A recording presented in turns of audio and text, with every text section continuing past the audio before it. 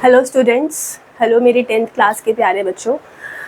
देखिए, हम लोग शुरू करने जा रहे हैं आज लाइट के एक बहुत इम्पॉर्टेंट पार्ट के बारे में, रे डायग्राम्स। रे डायग्राम्स को लेकर काफ़ी हमारे मन में डर सा रहता है कि कैसे रे डायग्राम्स बनेंगे या कैसे उसके ऊपर बेस्ड क्वेश्चंस आएंगे, न्यूमेरिकल्स कैसे रहने वाले हैं। सारी चीज़ें लिंक्ड हैं। अगर आप स्टेप बाय स्टेप चलते जाएंगे, पहले रूल्स को समझ लेंगे, फिर रे डायग्राम्स को बनाना सीख लेंगे और फिर उसके साइन कन्वेंशंस को समझ लेंगे, तो मेरे हिसाब से आपके लिए ये बहुत ईजी हो जाएगा कि आप इन क्वेश्चंस को सॉल्व कर सकें। चैप्टर लेंदी है, चैप्टर को हम पार्ट्स में ब्रेक कर करके पढ़ रहे हैं। हम अभी रे डायग्राम्स पढ़ रहे हैं मिरर के लिए, उसके बाद मैं एक वीडियो बनाऊंगी जिसमें हम रे डायग्राम्स पढ़ेंगे लेंस के लिए। दोनों बहुत रिलेटेबल है। अगर आप मिरर को अच्छे से समझ लेते हैं तो आप लेंस को भी बहुत अच्छे से समझ पाएंगे। होपफुली आपको वीडियो पसंद आएगा। साथ ही आप अपने नोट्स बनाते चलें। जैसे जैसे आपको सिखाया जा रहा है वैसे वैसे आप पेंसिल और स्केल की हेल्प से ड्रॉ करने की प्रैक्टिस करते रहें। आपको चैप्टर खुद से ही ईजी लगना शुरू हो जाएगा। अच्छी वेटेज का चैप्टर है, प्लीज़ प्रैक्टिस करेंगे तो चैप्टर आपको बहुत एंटरटेनिंग लगेगा, चैप्टर बहुत मज़ेदार है। ठीक है, चलिए शुरू करते हैं अपने चैप्टर के साथ। मैं डायरेक्ट रे डायग्राम्स पर आ गई हूँ क्योंकि इससे पहले के जो टॉपिक है थियोरेटिकल टॉपिक्स वो हम पहले वीडियो में कवर कर चुके हैं।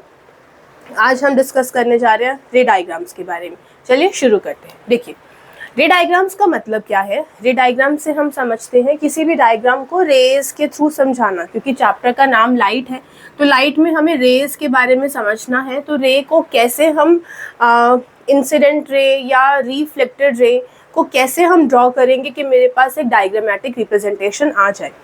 तो हमारे पास इसको समझने के लिए हम कुछ मिरर्स के बारे में पहले से थोड़ा जान लेते हैं।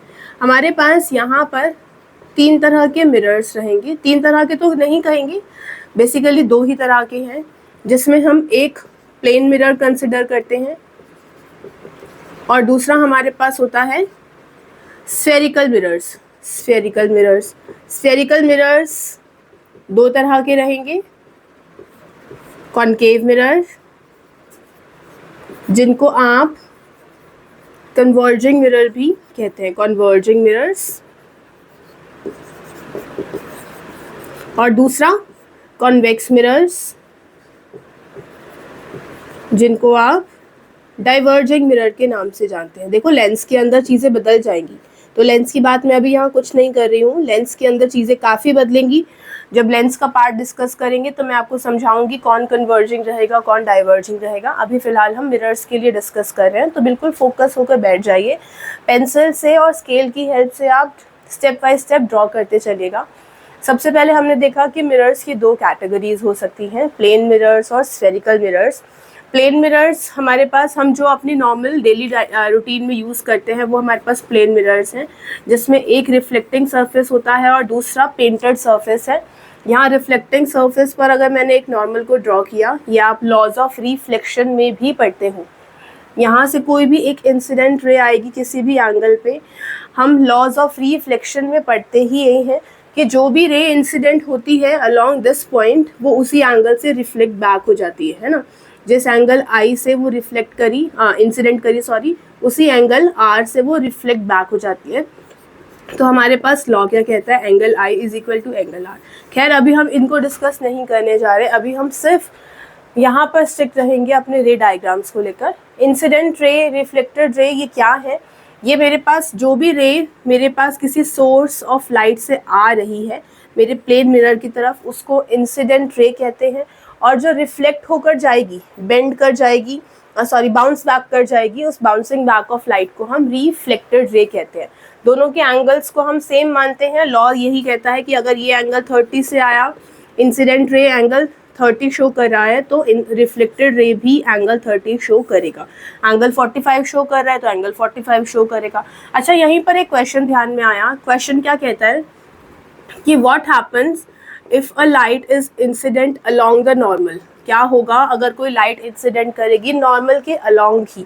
जब नॉर्मल के अलोंग कोई लाइट इंसिडेंट करती है तो आपको ये पता होना चाहिए कि अगर इसी नॉर्मल से कोई लाइट इंसिडेंट कर रही है तो इसी एंगल पे रिफ्लेक्ट बैक होगी। यानी कि अगर आपके पास एंगल 90 है इंसिडेंट का, तो एंगल 90 ही आपके पास रिफ्लेक्टेड का रहेगा। इसको हम एंगल 0 भी मानते हैं, ये जीरो एंगल भी हम कंसिडर कर लेते हैं कि एंगल जीरो से इंसिडेंट अगर कर रही है तो एंगल जीरो से ही रिफ्लेक्ट बैक करेगी, तो इसका ऐसा कोई पाथवे नहीं बनेगा। इसको शो करने को कहता है कि डायग्रामेटिकली शो कर दो, तो आपके पास सिर्फ एक ऐसा डायग्राम बनेगा जिसमें आपके पास इंसिडेंट और रिफ्लेक्टेड रे दोनों का पाथ सेम रहेगा। चलिए आगे बढ़ते हैं। यहाँ पर हमारे पास हमने कुछ प्लेन मिरर्स के बारे में डिस्कस कर लिया। फिलहाल हमारा जो फोकस है वो स्फेरिकल मिरर्स है, इसी को लेकर आगे चलते हैं। ठीक है, स्फेरिकल मिरर में हमारे पास कॉनकेव मिरर और कॉन्वेक्स मिरर की बात कर रहे हैं। तो सबसे पहले इनकी शेप जान लेते हैं कि ये कैसी शेप के दिखते हैं या हम इनको कैसे ड्रॉ कर सकते हैं। सबसे पहले हम बात करने लगे हैं कॉनकेव मिरर के लिए। कॉनकेव मिरर, जिसको मैंने अभी बताया कि हम इसको कन्वर्जिंग मिरर कहते हैं। इसका मेनली जो यूज़ है इमेजेस को मैग्नीफाई करने के लिए यूज़ किया जाता है। डेंटिस्ट मिरर यहाँ पर हम कह सकते हैं, डेंटिस्ट मिरर के लिए इसको यूज़ करते हैं क्योंकि डेंटिस्ट इमेजेस को मैग्नीफाई करता है। या और कौन कौन से यूजेस होते हैं जहाँ पर हमें मैग्नीफिकेशन चाहिए होता है, जो भी आपके पास जहाँ पर भी चीज़ों को मैग्नीफाई करना होता है वहाँ पर हमारे पास ये मिरर शेविंग मिरर्स के तौर पर यूज़ करते हैं। तो कन्वर्जिंग मिरर्स इसको हम कह रहे हैं। देखो अब इसकी जो शेप बनती है वो कैसे बनती है, एक कुछ इस तरीके से, है ना, उल्टा सी। ये मैंने बच्चों को कैसे याद करवा देती हूँ, जैसे कि मान लीजिए ये आपके पास एक केव लाइक स्ट्रक्चर है। यहाँ से कोई भी आपके पास अगर कोई एक जानवर जा रहा है अंदर, कोई भी आपके पास कोई भी है, तो यहाँ पर जो ये एनिमल है वो इस केव में एंटर करेगा। तो ये केव लाइक स्ट्रक्चर है जिसको आप कॉनकेव मिरर के नाम से जानोगे। याद करने के बहुत तरीके हैं, प्रैक्टिस के साथ अपने आप ही पता चल जाएगा। बस इनिशियली मैंने आपको थोड़ा समझाना था कि कैसे केव लाइक स्ट्रक्चर को याद करोगे। Cave like structure is called concave, जिसमें ये वाला पार्ट, आगे वाला भाग जो होता है वो इसका जो इसका आगे वाला भाग है वहीं से रिफ्लेक्शन होगा, और पीछे वाला पार्ट जो है वो पेंटेड सरफेस है, वहाँ पर रिफ्लेक्शन नहीं होगा। ठीक है, अच्छा अब यहाँ पर हमारे पास कुछ पॉइंट्स आपको समझने हैं कि क्या क्या चीज़ें हैं। सबसे पहले आप इस मिरर का एक सेंटर पार्ट देख लीजिए। इस सेंटर पार्ट को हम बोलते हैं पोल, पोल ऑफ कर्वेचर। किसी भी कर्व का जो पोल होगा उसको हम पोल ऑफ कर्वेचर कहेंगे। यहाँ से कुछ ही दूरी पर इसके सेंटर पॉइंट पर हम इसको मार्क करते हैं सी, जिसको हम बोलते हैं सेंटर ऑफ कर्वेचर, क्योंकि हम ये बात मानकर चल रहे हैं कि हमारे पास कोई एक जो मिरर है वो किसी एक स्फेरिकल किसी मिरर का भाग है, यानी कि इस स्फेरिकल मिरर को यहाँ से अगर हम कट कर लें तो ये कट पार्ट ही हमारा कॉनकेव की तरह एक्ट करता है। तो इस कॉनकेव मिरर का सेंटर पार्ट हुआ पोल, और इससे कुछ दूरी पर ये वाला पार्ट हुआ सेंटर। तो हमने इसी दो पॉइंट्स को कंसिडर करते हुए यहाँ पर मार्क किया है। ये पोल वाला पार्ट है, ये सेंटर है, उन दोनों को कनेक्ट कर देंगे। इन दोनों के मिड पॉइंट को हम मार्क करते हैं F, दैट इज फोकस। और जो ये लाइन हमने ड्रॉ करी इसको हम बोलते हैं principal axis, principal axis, right. Centre of curvature, F focus, P pole, P mark करते हैं इसको, और ये जो लाइन हमने ड्रॉ करी है this is your principal axis. Same आपके पास कॉन्वेक्स मिरर्स में भी रहेगा, सेम ऐसे ही पॉइंट्स रहेंगे। आप इसको नोटेड डाउन करें, हम फिर कॉन्वेक्स मिरर की बात करते हैं।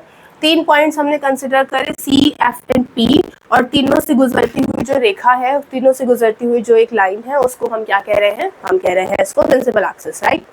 चलिए अब एक बार कॉन्वेक्स मिरर को भी देख लेते हैं। कॉन्वेक्स मिरर को देखने के लिए आपके पास जो मिरर बनेगा कॉन्वेक्स मिरर, जिसको आप डाइवर्जिंग मिरर भी कहते हैं,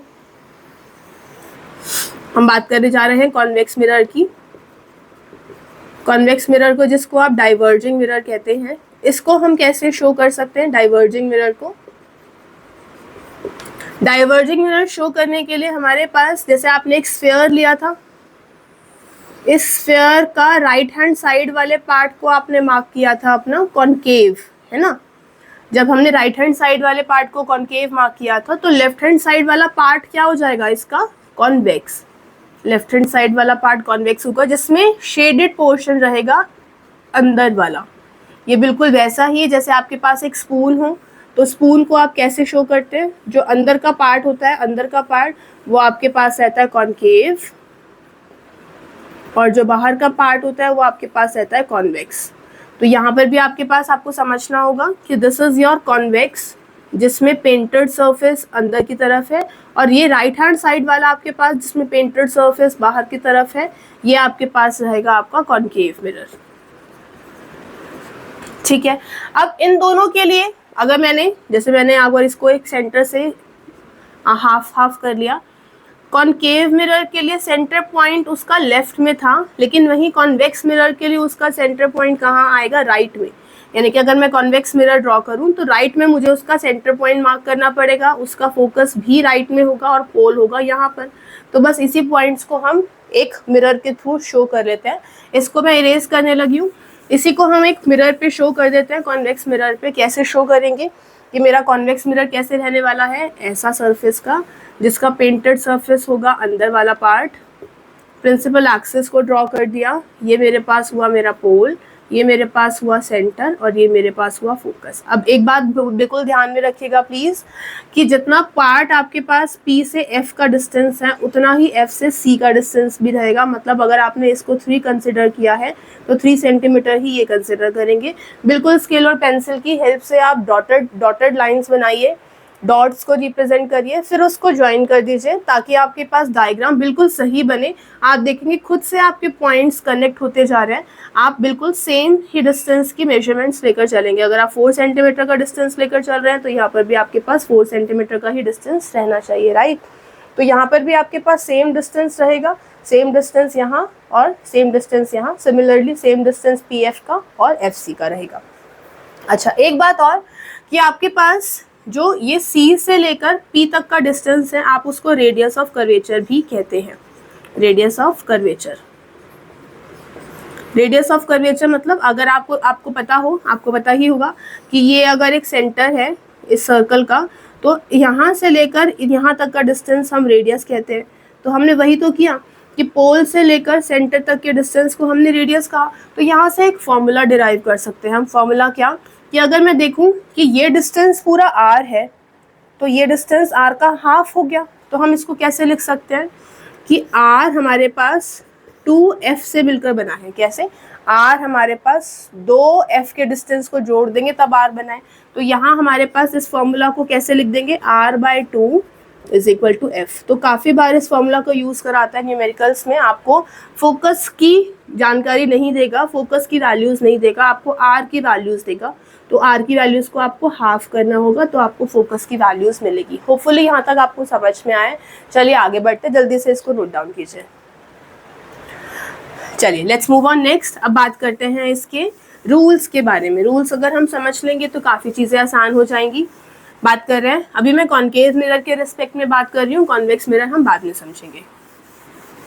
देखिए, सबसे पहला रूल क्या कहता है, हमारे पास रूल 1 की बात कर रहे हैं।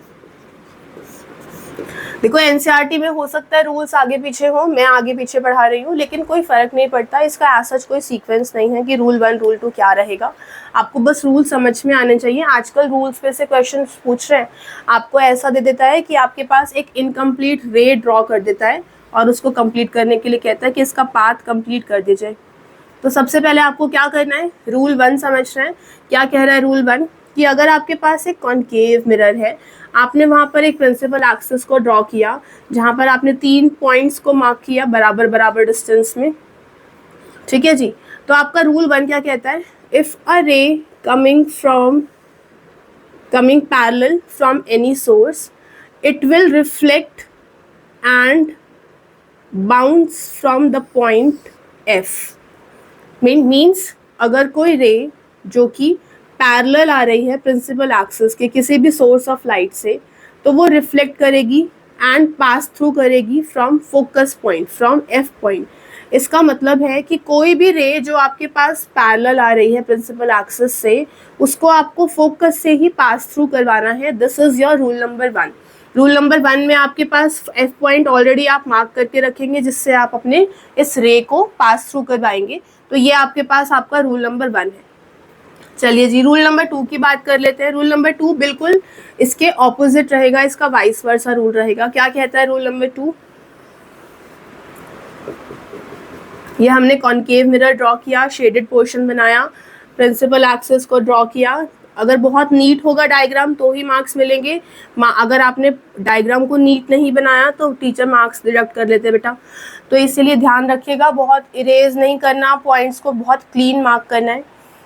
दूसरा रूल क्या कहता है, दूसरे रूल में हमने कहा, पहला रूल क्या कह रहा था, प्रिंसिपल एक्सिस के पैरेलल जो रे होगी वो रिफ्लेक्ट करेगी और पास थ्रू करेगी फ्रॉम अ पॉइंट एफ। दूसरा रूल कहता है अगर कोई रे एफ से पास थ्रू कर रही है, अगर कोई रे एफ से पास थ्रू कर रही है, एरोस मत भूलना, देखो मैंने एरोस हर जगह बनाए हैं, कोई भी रे में कोई भी रे बिना एरो के नहीं बनेगी। तो हमारे पास रूल दूसरा सेकेंड रूल क्या कहता है, सॉरी, कोई भी रे जो एफ से पास थ्रू कर रही है वो रिफ्लेक्ट होकर मिरर से टकराकर रिफ्लेक्ट होगी और पैरेलल चली जाएगी। कोई भी रे जो एफ से पास थ्रू कर रही है वो मिरर से टकराएगी, रिफ्लेक्ट होकर पैरेलल चली जाएगी। This is your rule number 2।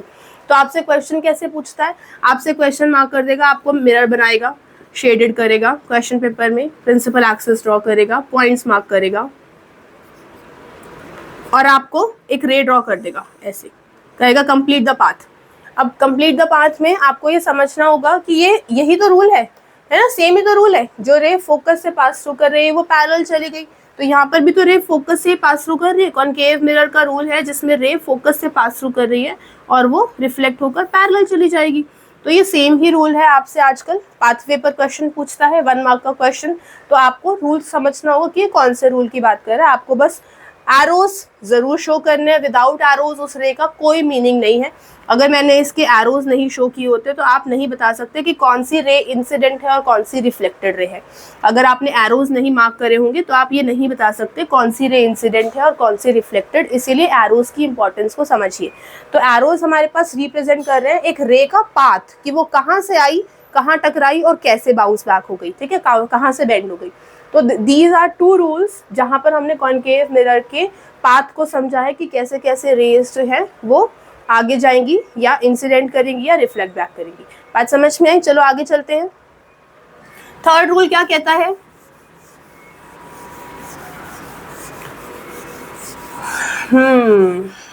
Hopefully आपको सेशन पसंद आ रहा है।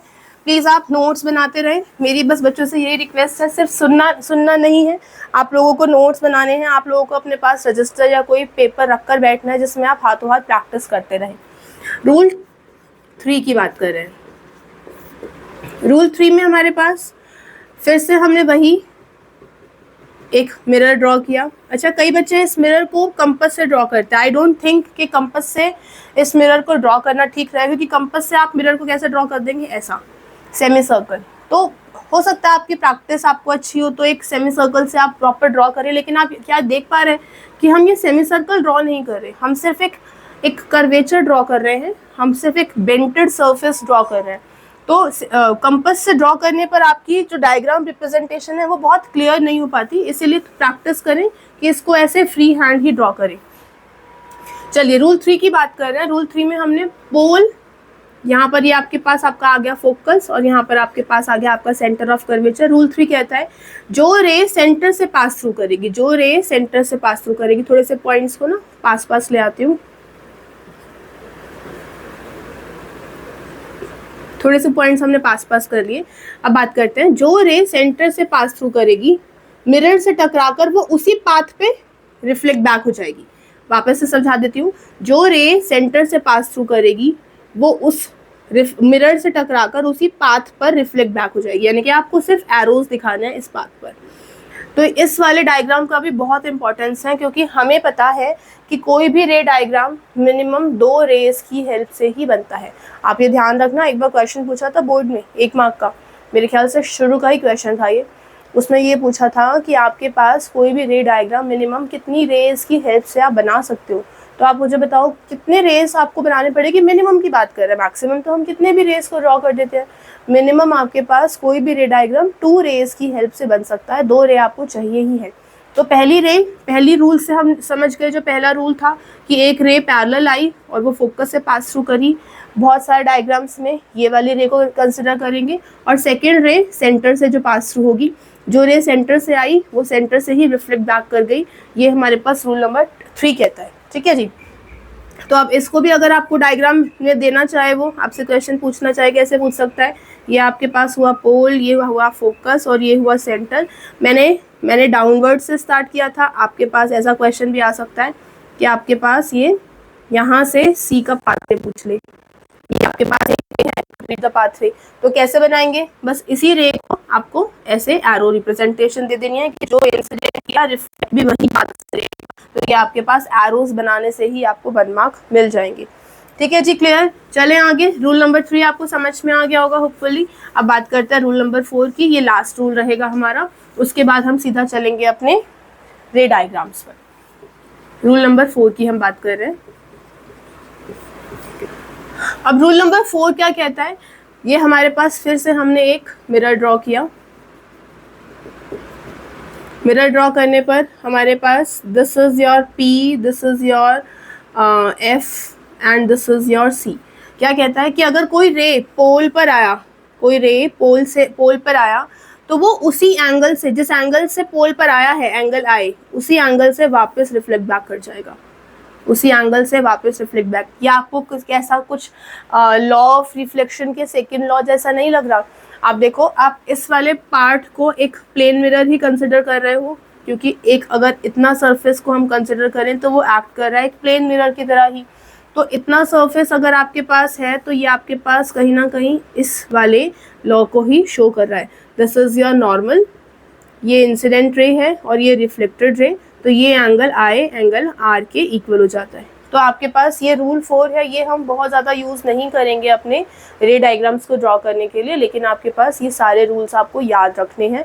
रूल्स के बेसिस पर आजकल क्वेश्चन पूछ रहा है। आप देख रहे हैं कि एनसीईआरटी से परे हटकर चीज़ें आ रही हैं, आप एप्लीकेशन बेस्ड क्वेश्चन की तरफ आजकल सीबीएसई जा रहा है, तो आप बहुत ज़्यादा ज़रूरी हो गया है चीज़ों को रट्टे लगाने से अच्छा उसको समझ के पढ़िए, है ना। तो समझने के लिए कॉन्सेप्ट्स क्लैरिटी होना ज़रूरी है। चलिए बात करते हैं आगे। एक मिनट,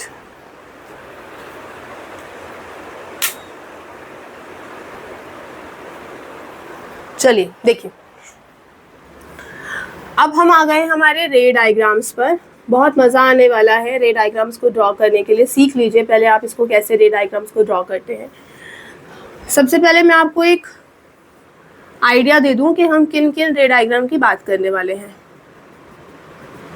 ये मेरे पास हुआ principal axis, this is your pole, this is your focus and this is your centre. ठीक है जी। हमें यहाँ पर ओवरऑल 6 रे डायग्राम्स को डिस्कस करना है, 6 रे डायग्राम्स को डिस्कस करना है। 6 रे डायग्राम्स को कैसे समझेंगे, ज़रा ध्यान से सुनेंगे। 6 रे डायग्राम्स में एनसीईआरटी कुछ और सीक्वेंस फॉलो करती है, मेरा पढ़ाने का सीक्वेंस थोड़ा अलग रहेगा, लेकिन आपको जो इजी लगता है आप उसको फॉलो करें। मतलब मैं थोड़ा सीक्वेंस अलग चलाऊंगी, एनसीईआरटी का सीक्वेंस अलग रहेगा, लेकिन दोनों ही करेक्ट है। आपको जिससे भी समझ में आए, आपको मेरा मेथड समझ में आए, बहुत अच्छी बात है। लेकिन आपको लगे कि मैं एनसीईआरटी के ही डायग्राम्स को देख लेता हूँ, एनसीईआरटी के डायग्राम से मैं कर लेता हूँ, वो भी बिल्कुल ठीक है, गलत कुछ भी नहीं है। बस मैंने एक सीक्वेंस को फॉलो किया ताकि बच्चों को समझ में आने लग जाए चीज़ें कैसे करनी है। देखो हमने क्या किया, हमारे पास यहाँ पे 2 चीज़ें रहेंगी, एक रहेगा ऑब्जेक्ट और दूसरा रहेगा इमेज। ऑब्जेक्ट और इमेज, हमें ऑब्जेक्ट को प्लेस करना है और इमेज को ऑब्जर्व करना है। हमने ऑब्जेक्ट को प्लेस करना है और इमेज को ऑब्जर्व करना है। अब ऑब्जेक्ट को हम यहाँ पर किसी कैंडल की बात कर सकते हैं, कोई भी हमारे पास लाइट का सोर्स हो सकता है, सन हो सकता है, तो हमारे पास कोई भी ऐसा ल्यूमिनेटिंग ऑब्जेक्ट होगा जिसको हम कैंडल या सन मान रहे हैं, जिसको हम ऑब्जेक्ट की तरह कंसिडर करेंगे। तो हमने क्या किया, हम अपनी कैंडल को सबसे पहले प्लेस करेंगे बिटवीन पी एंड एफ, यानी कि पहला पोजीशन मेरा रहेगा बिटवीन पी एंड एफ पर, यानी कि जब मैंने अपने ऑब्जेक्ट को प्लेस किया पी और एफ के बीच में। ठीक है, अब हमने ये मेरा फर्स्ट रे डायग्राम हम ड्रॉ करेंगे जब मैंने पी और एफ के बीच में अपने रे को, अपने ऑब्जेक्ट को प्लेस कर दिया है। फिर क्या करना है, दूसरे रे डायग्राम में इसको उठाना है, यहाँ से उठाना है और पीछे शिफ्ट कर देना है। कहाँ पर पीछे शिफ्ट कहाँ कर सकते हैं, इस पॉइंट पर। यानी कि दूसरा रे डायग्राम हमारे पास क्या बनेगा, जब मैंने अपने ऑब्जेक्ट को प्लेस किया एट एफ, यानी कि अगर हम यहाँ पर कंपाइल अप करते रहें तो सबसे पहला रे डायग्राम हमें ड्रॉ करना है बिटवीन पी एंड एफ का। फिर दूसरा रे डायग्राम हमें ड्रॉ करना होगा एट एफ का।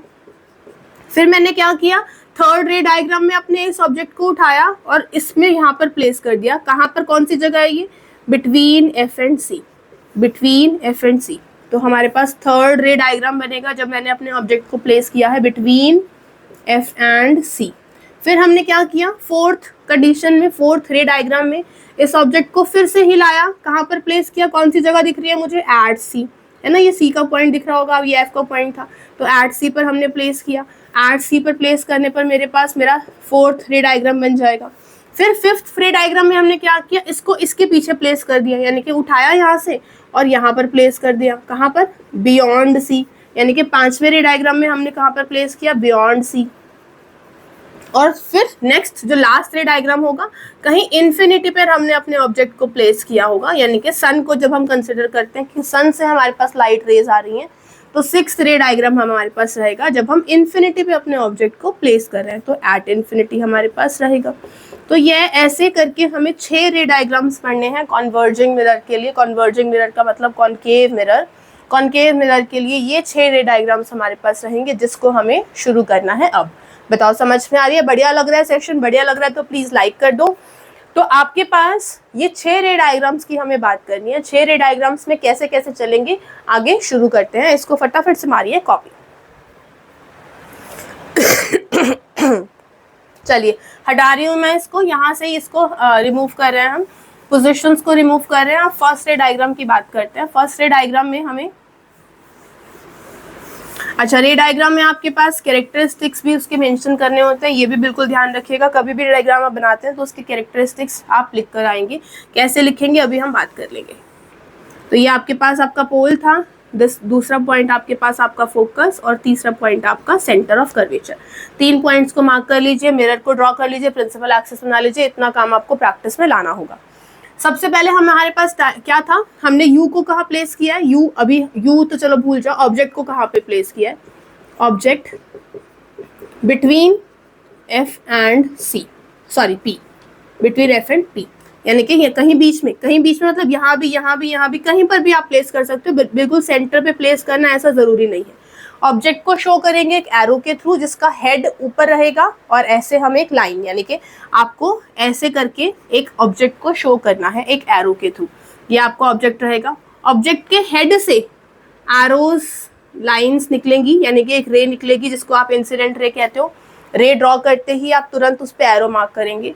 मिरर के पास गई, रिफ्लेक्ट बैक होगी, कहाँ से रिफ्लेक्ट बैक होगी, एफ से। रूल 1 तो यही कहता था ना कि कोई भी रे जो प्रिंसिपल एक्सिस के पैरेलल आ रही है, देखो पैरेलल आ रही है, पैरेलल जो भी आएगी वो रिफ्लेक्ट करेगी और पास थ्रू करेगी कहाँ से, एफ से। तो हमारे पास ये फर्स्ट रूल के अकॉर्डिंग हमने इसको फर्स्ट रे को मार्क कर दिया, दिस इज योर रे 1, है ना, यानी कि एक रे हमारे पास बन गई है। अब सेकेंड रे कैसे आएगी, इसके हेड से जनरेट होगी, इसके हेड से जनरेट होगी, यहाँ पर ऐसे गई और रिफ्लेक्ट बैक होगी ना। हमने कहा था कि कोई भी जो भी रे है वो अगर सेंटर से पास थ्रू हो रही है तो उसी पैसेज को फॉलो करेगी।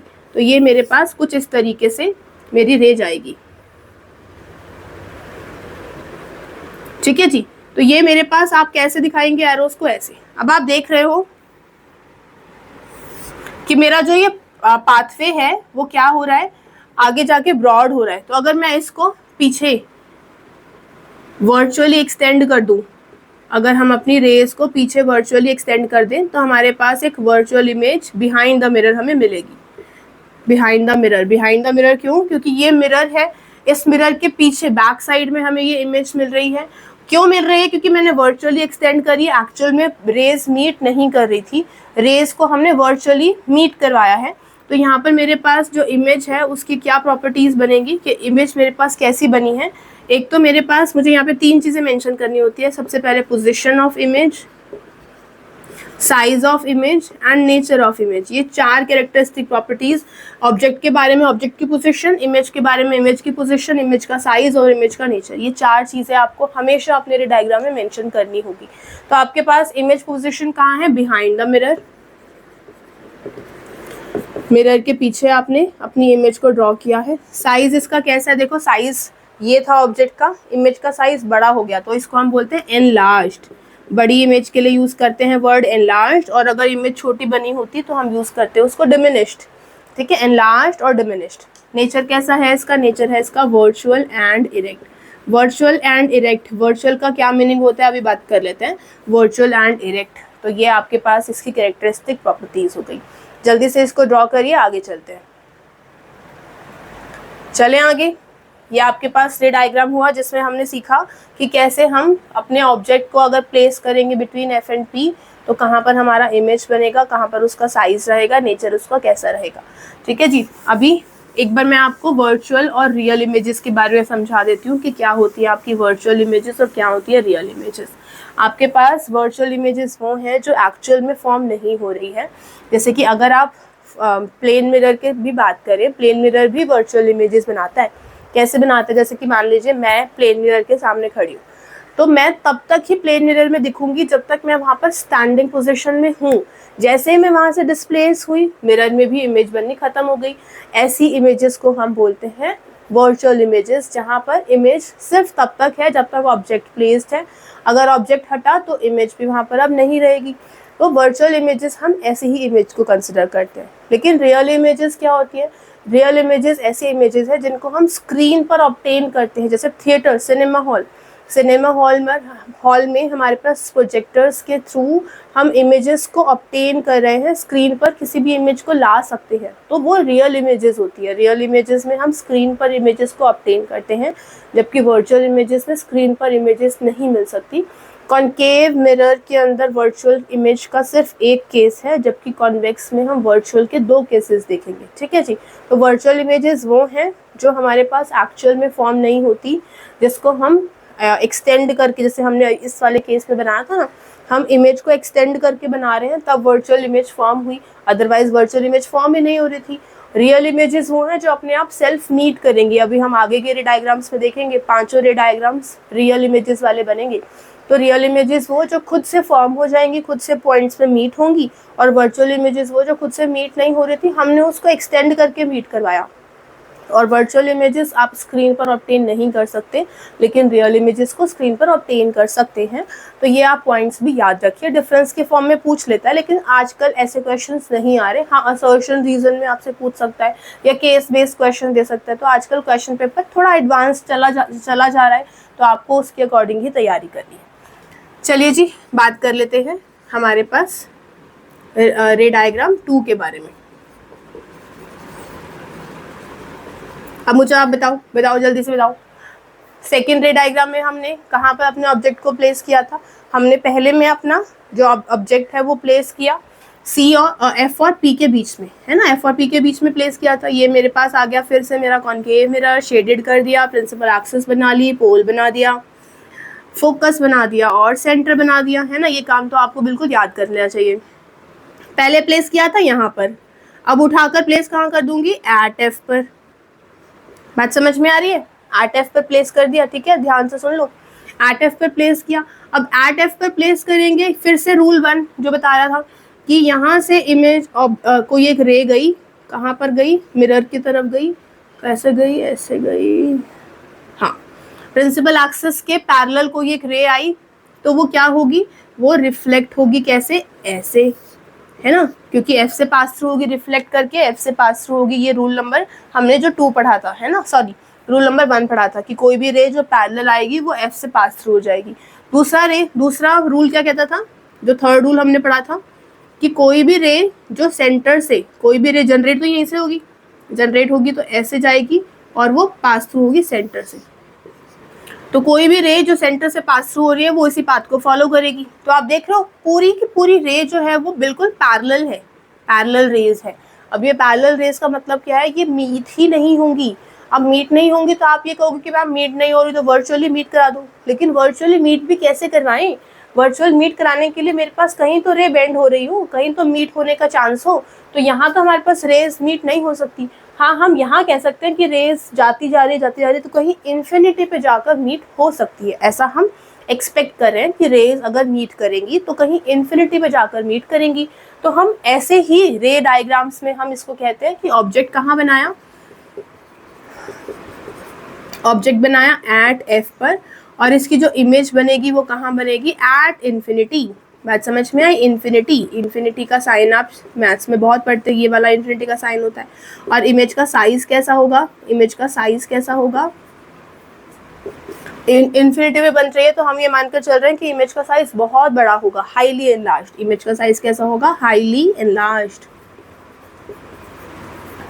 और इसका नेचर देखो, नेचर के लिए आप याद रखेंगे कि अगर कोई भी इमेज बन रही है राइट हैंड साइड पे, जैसे कि फर्स्ट केस में बनी राइट हैंड साइड पे बनी थी ना, तो वो वर्चुअल बनी थी। अब सारी की सारी इमेज बनेंगी लेफ्ट हैंड साइड पे, तो लेफ्ट हैंड साइड पे जो इमेज बनेंगी वो बनेंगी रियल एंड इन्वर्टेड। इन्वर्टेड मतलब उल्टा, मम्मा कहते हैं ना उल्टा लटका दूंगी, तो इन्वर्टेड पोजिशन में है ना, रियल एंड इन्वर्टेड। तो नेचर कैसा बनेगा, रियल इन्वर्टेड। साइज कैसा बनेगा, हाईली एनलार्ज्ड। और इमेज बनेगी इन्फिनिटी। तो ऑब्जेक्ट हमारे पास कब, जब एट एफ पे प्लेस किया, ठीक है। अब आपने देखा पहले केस में ऑब्जेक्ट रखा था बिटवीन पी एंड एफ, दूसरे केस में एट एफ। अब कहाँ रखूंगी उठा के, बिटवीन सी एंड एफ। तो चलिए इस केस की बात करते हैं। होपफुली आप साथ साथ में ड्राइंग कर रहे होंगे, साथ साथ में इसको समझ रहे होंगे। तो चलते हैं अब आगे।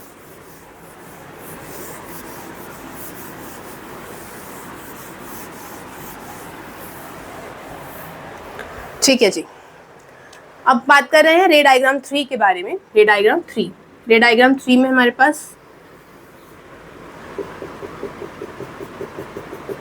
एक मिनट,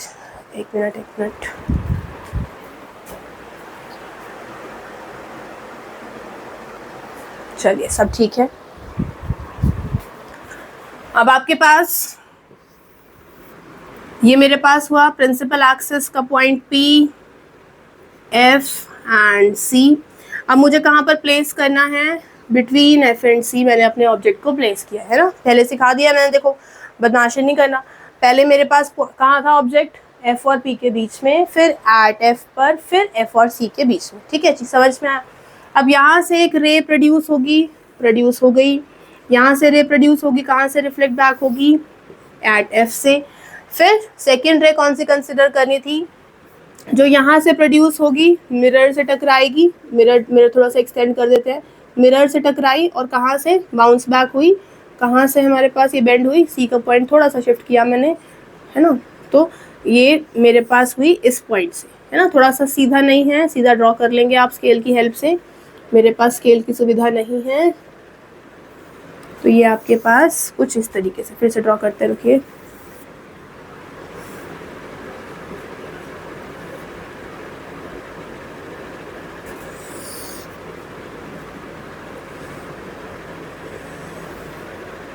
ठीक है जी, ये हो गया आपके पास आपका रे डायग्राम, जिसमें आपने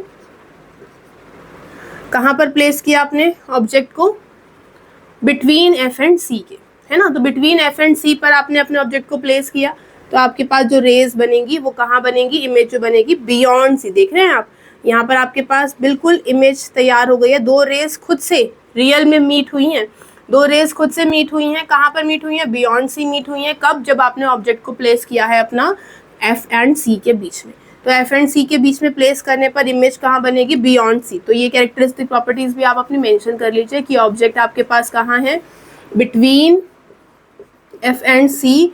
इमेज कहाँ बनी है, इमेज बनी है आपकी बियॉन्ड सी पर। और आपका जो साइज है वो कैसा है, देखो साइज दिख रहा है आपको, ये ऑब्जेक्ट का साइज था, इमेज का साइज बढ़ गया, तो इसको हम कहते हैं एनलार्ज्ड। और आपके पास जो इसका नेचर बनेगा वो कैसा होगा, क्योंकि रियल में मीट हो रही है, कोई मैंने वर्चुअल एक्सटेंशन नहीं करा, तो ये होगा रियल एंड इन्वर्टेड। होपफुली आपको समझ में आ रही हैं चीज़ें, आप खुद से ड्रॉ कर रहे होंगे। तो आपके पास रियल इन्वर्टेड यहाँ पर भी एक डायग्राम तैयार हो गया। चले नेक्स्ट आगे चले। अब बात करते हैं रे डायग्राम 4 के बारे में। 4th रे डायग्राम आपके पास आएगा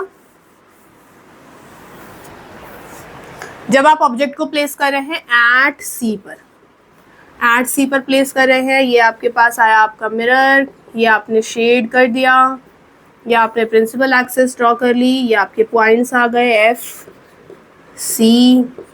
आपने यहाँ पर अपने ऑब्जेक्ट को प्लेस किया। जब सी पर प्लेस किया तो सी से हमारे पास एक रे प्रोड्यूस होगी प्रिंसिपल एक्सिस के पैरेलल, और वो पास थ्रू होगी एफ पॉइंट पर।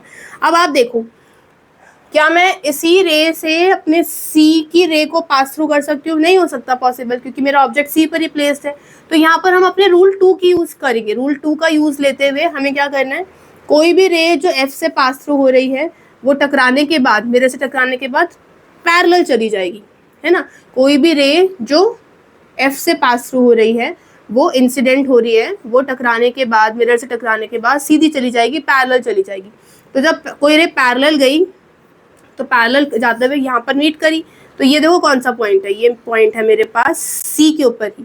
तो आप याद क्या रखेंगे, आप ये याद रखेंगे कि कोई भी रे जो अगर ऑब्जेक्ट सी पर प्लेस्ड है तो इमेज भी सी पर ही प्लेस्ड होगा। साइज कैसा दिख रहा है, सेम साइज, देखो सेम साइज, जितना ऑब्जेक्ट था उतना ही इमेज बन रहा है। आप इसको चाहे मार्क भी करें, ये ए है, बी, हेड को ए मार्क किया, टेल को बी, तो हेड को ही ए डैश मार्क करेंगे, टेल को बी डैश। तो इस तरीके से नोटेशंस आपको देनी है हर रे डायग्राम में। तो आपके पास नेचर कैसा है, real and inverted. Real and inverted आपके पास आपका नेचर आ गया। तो ये कैरेक्टरिस्टिक प्रॉपर्टीज एट सी का केस बहुत पूछता है, बहुत तरीके से पूछता है कि कौन सी ऐसी पोजीशन है जहाँ पर सेम साइज की इमेज मिलती हो, या कौन सी ऐसी पोजीशन है जहाँ पर मेरे पास मैग्निफिकेशन -1 हो जाए, या कौन सी ऐसी पोजीशन है जहाँ पर मेरे पास जहाँ पर ऑब्जेक्ट है वहीं पर या जीरो डिस्टेंस पर हमने अपने ऑब्जेक्ट और इमेज को प्लेस किया हो। जीरो डिस्टेंस का मतलब मेरे पास ऑब्जेक्ट और इमेज सेम डिस्टेंस पर प्लेस्ड हो, सेम पोजीशन पर प्लेस्ड हो। तो एट सी वाले क्वेश्चंस बहुत अलग अलग लैंग्वेज से आपसे पूछ लेते हैं। तो ये आपके पास क्वेश्चन आ गया जहाँ पर आपने एट सी पर अपने ऑब्जेक्ट को प्लेस किया, या सी थोड़ा सा छुप गया है, मैं इसको थोड़ा सा मोटा कर देती हूँ, ये मेरे पास सी पॉइंट है। तो ये आपके पास वो डायग्राम हुआ जब हमने ऑब्जेक्ट को प्लेस किया हुआ है एट सी पर, राइट। चलें आगे, ये था मेरे पास मेरा रे डायग्राम 4। अब हम बात करने जा रहे हैं अपने रे डायग्राम 5 के बारे में।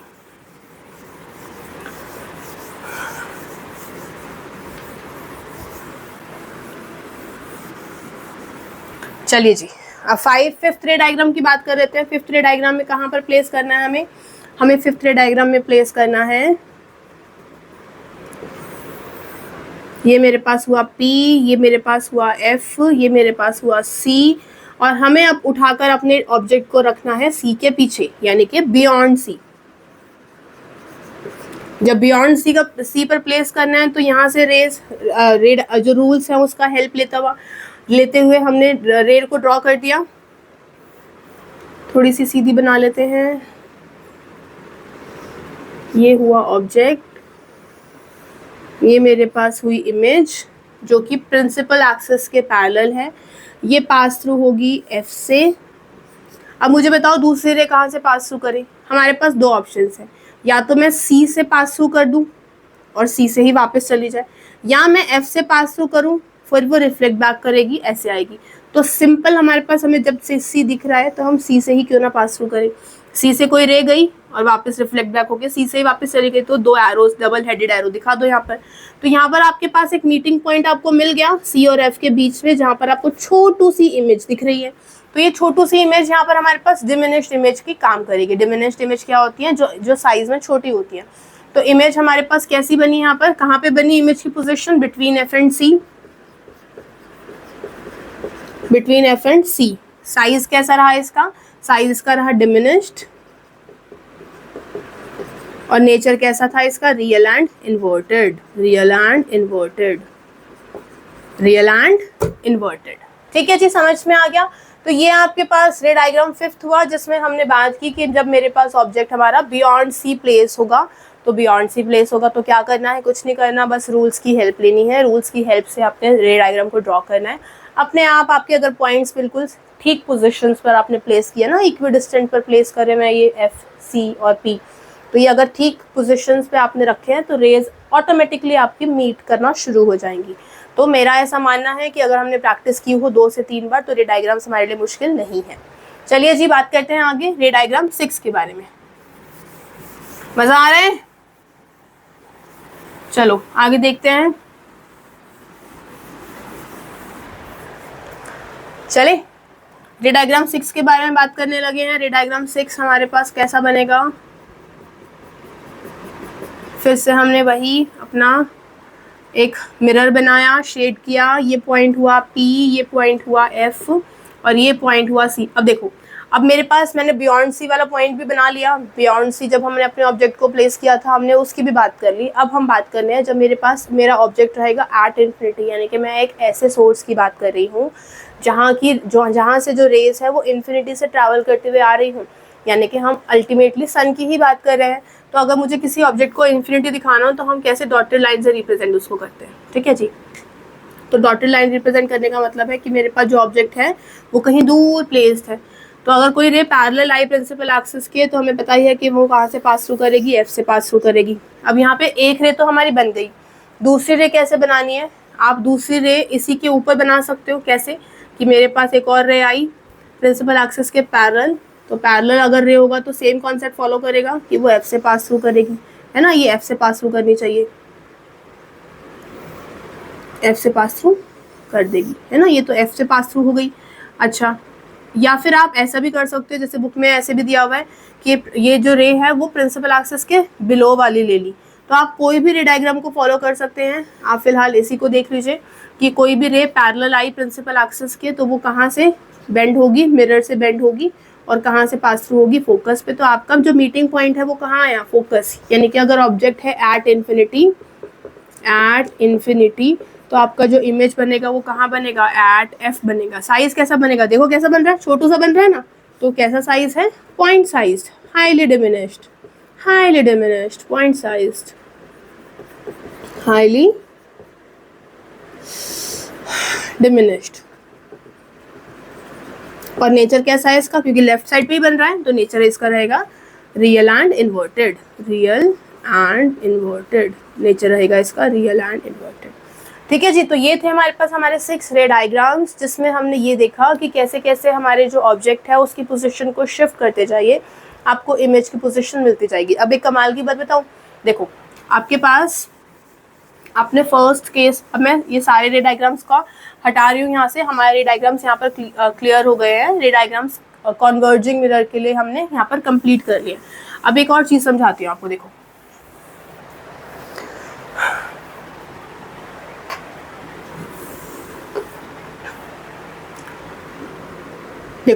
अगर मेरे पास हमने शुरुआत की थी कैसे, ये कॉनकेव मिरर का एक आउटलाइन स्ट्रक्चर है जिसमें इसको P मार्क किया, इसको F मार्क किया, इसको C मार्क किया। ठीक है। अब हमारे पास जो ऑब्जेक्ट है उसको कहाँ कहाँ प्लेस कर रहे थे? पहले किया बिटवीन P एंड F, फिर किया एट F, फिर किया बिटवीन F एंड C, फिर किया एट C, फिर किया बियॉन्ड C, और फिर किया इन्फिनिटी। यही तरीका था ना हमारा। अब देखना इसकी इमेज कैसी कैसी बन रही है। इमेज बनाने के लिए मैं रेड पेन का यूज़ कर रही हूँ।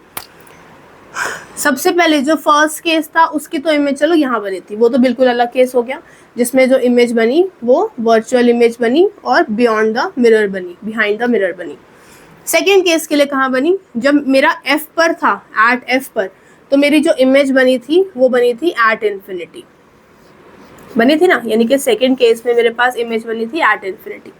थर्ड केस में जब मैंने बिटवीन F एंड C रखा था अपना ऑब्जेक्ट को, तो मेरी इमेज बनी थी बियॉन्ड C, मेरी इमेज बनी थी बियॉन्ड C। थर्ड केस की जो इमेज बनती है वो बियॉन्ड C। फोर्थ केस में जब मैंने एट C पर अपना ऑब्जेक्ट रखा तो मेरी इमेज बनी एट C पर, मेरी इमेज बनी एट C पर। फिफ्थ केस जब हमने बियॉन्ड C पर अपना ऑब्जेक्ट रखा तो मेरी इमेज बनी कहाँ पर? यहाँ पर, बिटवीन F एंड C। मेरी इमेज कहाँ बनी? बिटवीन F एंड C, जब हमने बियॉन्ड C पर रखा। और लास्ट केस जब हमने एट इन्फिनिटी अपना ऑब्जेक्ट रखा, मेरी इमेज बनी एट F। ठीक है, कमाल की चीज़ है ना। यानी कि जैसे जैसे मेरा ऑब्जेक्ट दूर किया, जैसे जैसे मेरा ऑब्जेक्ट दूर किया, मेरी इमेज वैसे वैसे पास आई। बहुत बहुत अच्छी चीज़ है ये समझने के लिए। बहुत सारे क्वेश्चंस ऐसे ही सॉल्व हो जाते हैं। लैंग्वेज आजकल बहुत कॉम्प्लिकेट कर रहा है, तो आपके पास अगर इतना डेटा होगा ना दिमाग में कि कैसे कैसे ऑब्जेक्ट दूर गया, आजकल ऐसे पूछता है कि आपके पास एक न्यूमेरिकल वैल्यू दे देगा कि ऑब्जेक्ट आपके पास 20 सेंटीमीटर पर प्लेस्ड है, आप उसका एफ भी बता देगा आपको और इमेज निकलवाएगा। अब सेकेंड पार्ट में कहेगा what happens if we place the object at 30 centimetre, है ना, उठाकर 30 सेंटीमीटर पे रख दिया, तो उसकी वर्बल एक्सप्लेनेशन मांगेगा आपसे। तो कैसे आप लिखोगे कि अगर हमने ऑब्जेक्ट को दूर रख दिया तो इमेज जहां भी बन रही थी और पास बनेगी, मिरर के और पास बनेगी। यानी कि ऑब्जेक्ट को जैसे ही 20 से उठाकर 30 पे रखा तो जो इमेज अभी तक बन रही थी उससे और पास बनेगी, इमेज आपकी मिरर के और करीब आ जाएगी। तो ऐसे क्वेश्चंस आपसे यहाँ से पूछता है। तो कॉन्सेप्ट आपके क्लियर होने चाहिए कि जैसे जैसे ऑब्जेक्ट दूर गया वैसे वैसे देखो इमेज पास आ रही है 2, फिर थर्ड के लिए यहाँ, फिर फोर्थ के लिए यहाँ, फिफ्थ के लिए यहाँ, सिक्स के लिए यहाँ, तो ऐसे ऐसे हमारी इमेज पास आ रही है। ठीक है जी। अब हम करते हैं इसके साइन कन्वेंशंस के बारे में फटाफट से इसको एक बार रे डायग्राम्स को एक बार कंपाइल अप कर लो, एक बार इसको रिवाइज कर लो, फिर इसका साइन कन्वेंशन वाला पार्ट देख रहे हैं।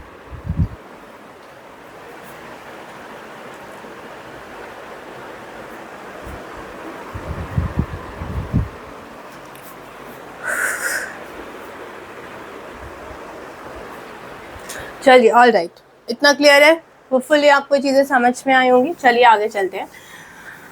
चलिए देखिए, आप लोग बहुत अच्छा करते हैं, बहुत अच्छी मेहनत करते हैं, और भी अच्छा समझ सकते हैं, बस प्रैक्टिस इसके लिए की है। प्रैक्टिस करते रहिए, आगे बढ़ते रहिए, है ना। चलिए अब साइन कन्वेंशंस को डिस्कस कर लेते हैं। साइन कन्वेंशंस भी कहीं ना कहीं इसी से ही लिंक्ड है। जितना अच्छा आपको रे डायग्राम समझ में आया होगा उतना अच्छा साइन कन्वेंशन समझ में आ जाएगा। कैसे, ऐसा क्यों कह रही हूँ, जल्दी से देख लेते हैं। साइन कन्वेंशंस का मतलब है किस पार्ट को हम अपना प्लस प्लेस करेंगे, किस पार्ट को माइनस प्लेस करेंगे, ये सारी चीज़ें साइन कन्वेंशंस में आती है।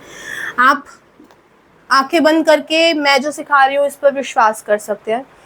बहुत ट्रस्टेड ये मैं चीज़ यहाँ पर लिखने जा रही हूँ। आपको बस इन्हीं चीज़ों को समझना है और न्यूमेरिकल्स अप्लाई कर देना है। कहीं और किसी बुक से अगर आप रेफ़र ले रहे हैं, दो चीज़ों की रेफरेंस एक साथ मत लेकर चलिएगा। सबका अलग तरीका होता है ये चीज़ पढ़ाने का। अगर आप यहाँ पर मेरे ऊपर ट्रस्ट कर रहे हैं तो सिर्फ मेरे ऊपर ही ट्रस्ट करिए और इन्हीं साइन कन्वेंशंस को फॉलो करिए। एनसीईआरटी को फॉलो कर रहे हैं तो सिर्फ एनसीईआरटी को, किसी और को फॉलो कर रहे हैं तो सिर्फ उसको। मैं सिर्फ इतना कह रही हूँ, दो चीज़ों को मर्ज करके मत चलिए।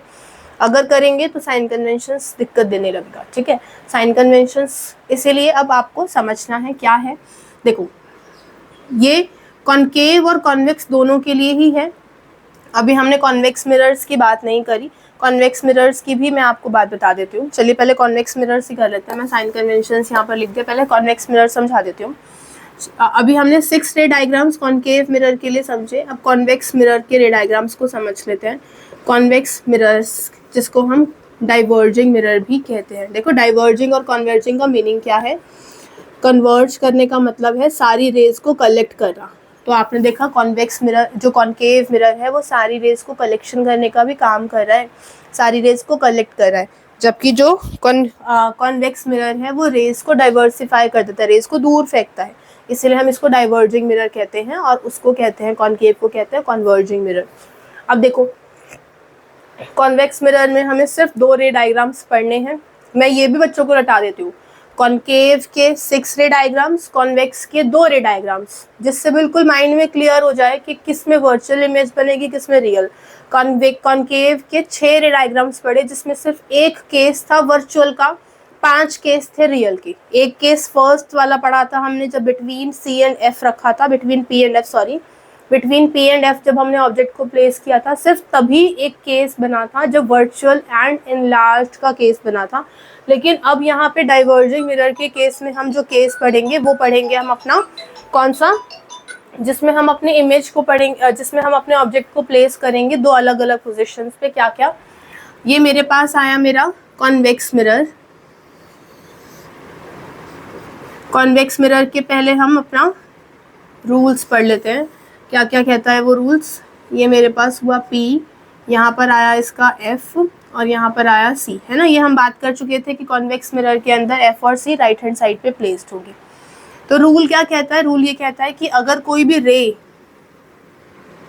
जो कि पैरेलल इंसिडेंट कर रही है, इंसिडेंट रे के जो प्रिंसिपल एक्सिस के पैरेलल है, वो क्या करेगी, वो डाइवर्ज हो जाएगी। वो रे क्या करेगी, डाइवर्ज हो जाएगी और एक्सटेंड करने पर फोकस पे मीट करेगी। कैसे, आपके पास वो रे डाइवर्ज हो गई और जब आपने उसको एक्सटेंड किया तो वो फोकस पे मीट कर रही है, ठीक है। This is your rule number 1। देखो, रूल नंबर 1 सबका अलग अलग तरीका हो सकता है सिखाने का। वैसे होता क्या है, मैं एक बार अलग से इसको बता देती हूँ। वैसे होता क्या है, आप फोकस वगैरह के पॉइंट्स पहले से प्लेस नहीं करते। आपके पास एक पोल है, आपने क्या किया, प्रिंसिपल एक्सिस के पैरेलल एक रे आई, इंसिडेंट आई रे, वो क्या किया, जैसे ही मिरर से टकराई वो अपने अपने पाथ को बेंड कर लेगी, वो अपने पाथ को बाउंस बैक कर लेगी। बाउंस बैक कर लेने से क्या हुआ, आप उसको एक्सटेंड करते हो, तो जहाँ पर वो एक्सटेंड करके पॉइंट आया ना, उसको आप फोकस मार्क करते हो। लेकिन सबका तरीका अलग होता है। मैंने पहले पॉइंट्स को मार्क कर दिया, उसके बाद एक्सटेंशन दिखाई, तो फोकस से पास थ्रू हुई। तो रूल नंबर 1 सेम है रहेगा दोनों केसेस में, कॉनकेव में भी एज वेल एज कॉन्वेक्स में भी, कि हमारे पास कोई भी रे जो प्रिंसिपल एक्सिस के पैरेलल आती है वो फोकस पे पास थ्रू होती है, फोकस से पास थ्रू होती है। तो एक्चुअल में यहाँ पर पास थ्रू नहीं हो रही, वर्चुअली पास कराया है, इसीलिए यहाँ पर केसेस दोनों ही वर्चुअल के बनेंगे। तो ये मेरे पास मेरा रूल नंबर 1 है, जहाँ पर कोई भी रे प्रिंसिपल एक्सिस के पैरेलल आई तो वो फोकस से पास थ्रू करेगी। रूल नंबर 2 क्या कहता है, ये समझ में आ गया होगा, बहुत इंपॉर्टेंट है। अच्छा, इसको क्वेश्चन कैसे देगा, क्वेश्चन इसके कैसे दे देता है, आपसे बोलेगा this is your convex mirror, आपके पास कहेगा ये प्रिंसिपल एक्सिस के पैरेलल कोई रे है, कंप्लीट द पाथ। तो अब कंप्लीट पाथ करने के लिए कैसे करोगी, सिंपल सा है, यहाँ पर मैंने प्रिंसिपल एक्सिस के ऊपर से रे बुलाई थी, या प्रिंसिपल एक्सिस के बिलो से रे आ रही है, तो क्या करेंगे, ये रे ऐसे डाइवर्सिफाई हो जाएगी, डाइवर्ज हो जाएगी। तो इसको आप एक्सटेंड करके यहाँ पर जो पॉइंट मार्क करेंगे ये एफ मार्क कर देंगे, इतने डिस्टेंस पर सी मार्क कर देंगे और इसको पोल मार्क कर देंगे। तो ऐसे आपसे कंप्लीट करने को कहता है पाथवे को। तो ये आपके पास हुआ रूल नंबर 1। रूल्स पे से क्वेश्चंस बहुत पूछ रहा है, कॉनकेव के कम पूछता है, कॉन्वेक्स के ज़्यादा पूछता है। होपफुली आपको ये समझ में आ रहे होंगे। चलिए बात करते हैं रूल नंबर 2 के बारे में।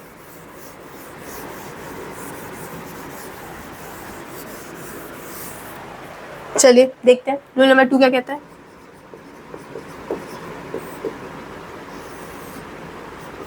फिर से हमने ड्रॉ किया एक डाइवर्जिंग मिरर, प्रिंसिपल एक्सिस, ये पोल आ गया, यहाँ पर मेरे पास ये F है और ये है मेरे पास C। अब देखो फर्स्ट वाले रूल का वाइस वर्सा स्टेटमेंट है, क्या, अगर कोई रे फोकस से आ रही है, फोकस से कहाँ आ रही है, देखो फोकस से नहीं आ रही, लेकिन फोकस के पॉइंट पे कहीं ना कहीं ये लाई कर रही है ना, ये वाला पॉइंट है फोकस का, तो ऐसे ही इंसिडेंट कर रही है कि फोकस के अलाइनमेंट में है, तो ये रे क्या हो जाएगी, प्रिंसिपल एक्सिस के पैरेलल चली जाएगी। Very important rule, very very important rule. क्यों, क्योंकि आपको आपके पास उलझा देता है, आपको कैसे बोलता है, आपको कहेगा P, ये आपके पास F है, ये आपके पास C है, ये आपके पास कोई एक रे आई ऐसे, ठीक है। अब कंप्लीट द पाथ करेगा। कंप्लीट द पाथ में आपको खुद से समझ में आना चाहिए कि अलाइन किसकी हो रही है, ये F से अलाइन हो रही है ना। थोड़ा सा टेढ़ा हो गया, थोड़ा सा फिर से ड्रॉ करते हैं एक बार इसको।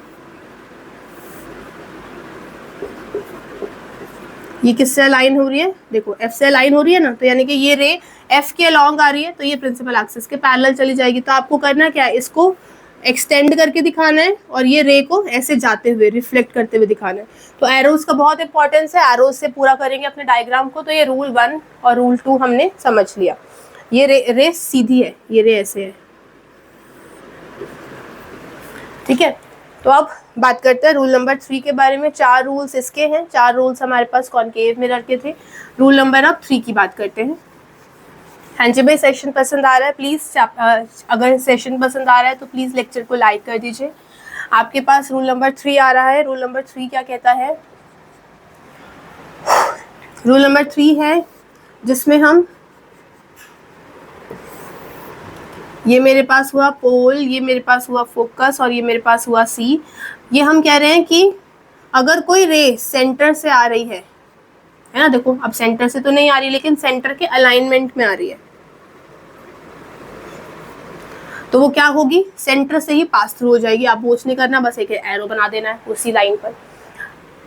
आपके पास जो मिरर के अंदर का पार्ट होगा वो हमेशा डॉटेड रहेगा, मिरर के आउटसाइड पार्ट हमेशा सॉलिड लाइंस में रहेगा। जो रे सेंटर के अलाइनमेंट में थी उसी रे को वहीं से, क्योंकि हमारे पास हमने पढ़ा था कॉनकेव के केस में भी कि अगर कोई रे सेंटर से आ रही है, सेंटर से, ये सेंटर है ये वाला, सेंटर से आ रही है तो सेंटर से ही पास थ्रू हो जाएगी। यही वाला रूल यहाँ पर भी इम्प्लीमेंट होता है कि कोई रे सेंटर के अलाइनमेंट में है तो सेंटर से ही पास थ्रू होगी। तो सेम रूल हमारे पास यहाँ पर बहुत बार क्वेश्चन से पूछा जा चुका है, प्री बोर्ड्स में, सबके मिड टर्म एग्जाम्स में काफ़ी ये क्वेश्चन बनता है कि अगर कोई रे ऐसे है तो पाथवे इसका कंप्लीट करने को देगा। बस आपसे इतना कह देगा कि ये आपके पास एक क्वेश्चन है, कंप्लीट द पाथवे। तो कंप्लीट करने के लिए आप इसको एक्सटेंड करेंगे, वर्चुअली मीट कराएंगे और यहाँ से इसको, यहाँ से इसको ऐसे ही आप डबल हेडेड एरो बना देंगे। तो this is your rule number 3, ठीक है जी। अब रूल नंबर 4 क्या कहता है, रूल नंबर 4 के लिए भी आप देख लेते हैं। रूल नंबर 4 में हमारे पास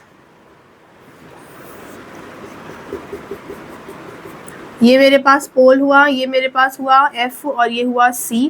रूल नंबर 4 में कोई भी रे जो इंसिडेंट करी पोल पर वो उसी एंगल से रिफ्लेक्ट बैक हो जाएगी, है ना।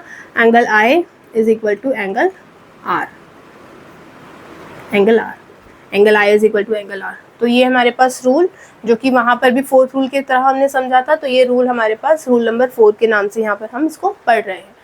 चलिए, अगर सारे रूल समझ में आ गए हो तो जल्दी से हम बात कर लेते हैं इसके रे डायग्राम्स के बारे में, है ना। रे डायग्राम्स बिल्कुल इन रूल की हेल्प से ही बनने वाले हैं। तो जहाँ आपको अगर कॉनकेव मिरर के रूल्स और रे डायग्राम समझ में आ गए हैं, तो यहाँ पर इसके लिए भी आपको बहुत मेहनत नहीं करनी पड़ेगी, समझ में जल्दी आ जाएगा। तो रे डायग्राम, कितने रे डायग्राम बताओ मुझे, बोलो मेरे साथ। 2 रे डायग्राम्स। कौन कौन से? एक मेरे पास रहेगा एट इन्फिनिटी, जब मैंने ऑब्जेक्ट को प्लेस किया एट इन्फिनिटी, और दूसरा मेरे पास रहेगा anywhere beyond infinity, anywhere except infinity, sorry. ये P है, ये F है और ये C है। देखो 2 ही पोजीशंस तो ले सकती हूँ, हमेशा ऑब्जेक्ट को लेफ्ट हैंड साइड पे प्लेस करते हैं, तो यहाँ पे कोई पोजीशंस तो मार्क्ड नहीं है, पोजीशंस मार्क्ड नहीं है, लेकिन मुझे पता है कि मैं इन्फिनिटी पर अपने ऑब्जेक्ट को प्लेस कर सकती हूँ। तो पहला अपने ऑब्जेक्ट को हमने कहाँ प्लेस किया? Object at infinity, at infinity, object at infinity, यानी कि इन्फिनिटी पे अगर कोई ऑब्जेक्ट प्लेस्ड है, यानी कि हम सन की ही बात कर रहे हैं, तो हमने अभी पढ़ा था कि ऑब्जेक्ट अगर इन्फिनिटी पे प्लेस होगा तो डॉटेड लाइन से उसको कंसिडर करते हैं, डॉटेड लाइन से उसको शो करते हैं। अगर कोई रे मिरर की तरफ इंसिडेंट कर रही है और वो रे किसी इन्फिनिटी सोर्स से आ रही है, तो क्या होगा? वो पास थ्रू, वो रिफ्लेक्ट कर जाएगी इस तरीके से, और मैं उसको जब वर्चुअली मीट करूंगी तो वो F से पास थ्रू करेगी। This is your F point, है ना। F पॉइंट को थोड़ा सा शिफ्ट कर दिया मैंने, this is your F point. Second रे क्या कहती है? सेकेंड रे कहती है कि अगर आपके पास कोई दूसरी रे है जो कि प्रिंसिपल एक्सिस के पैरेलल आ रही है, तो वो भी मिरर से टकराकर रिफ्लेक्ट हो जाएगी और कहाँ पर मीट करेगी? F पर मीट करेगी। तो देखो आपके पास दोनों ही रेस का मीटिंग पॉइंट कहाँ है? F पर है। और ऑब्जेक्ट सच में, मतलब इमेज, जो इमेज बन रही है वो आपके पास मिरर की राइट हैंड साइड पे बन रही है।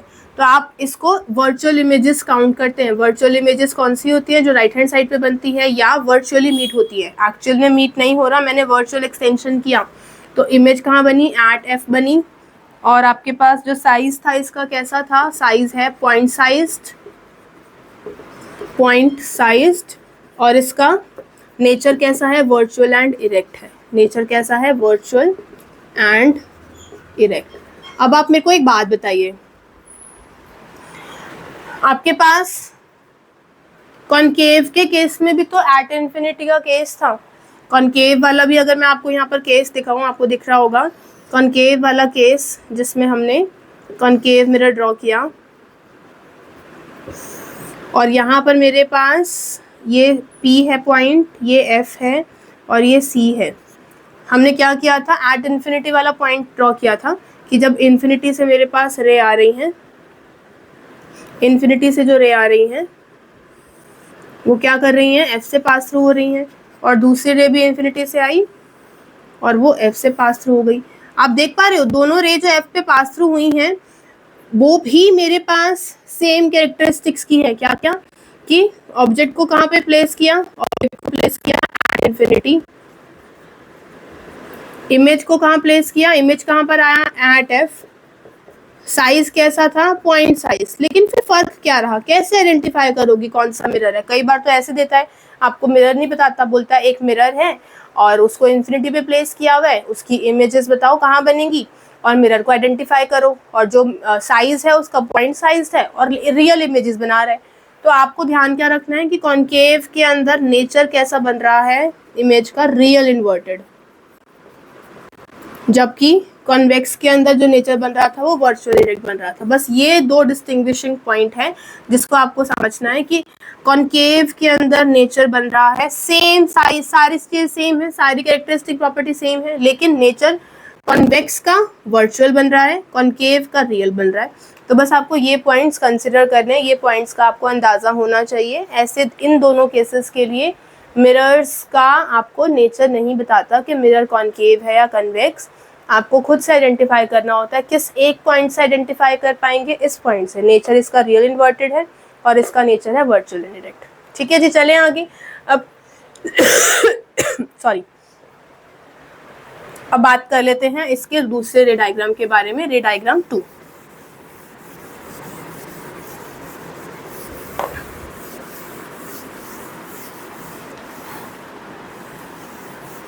अब देखो, हमने इन्फिनिटी भी तो प्लेस कर दिया, अब कहाँ पर प्लेस कर सकते हैं रे डायग्राम 2 में? Anywhere except infinity. Anywhere except infinity मतलब इन्फिनिटी को छोड़ के कहीं पर भी प्लेस कर दो, कोई एक पॉइंट दे दो। ये मेरे पास F हुआ, ये हुआ C, तो मैंने मान लीजिए यहाँ पर प्रिंसिपल एक्सिस के किसी एक पॉइंट पर अपने ऑब्जेक्ट को प्लेस कर दिया। अब ऑब्जेक्ट को प्लेस किया तो वही रूल्स आपको लगाने पड़ेंगे। कौन से रूल्स?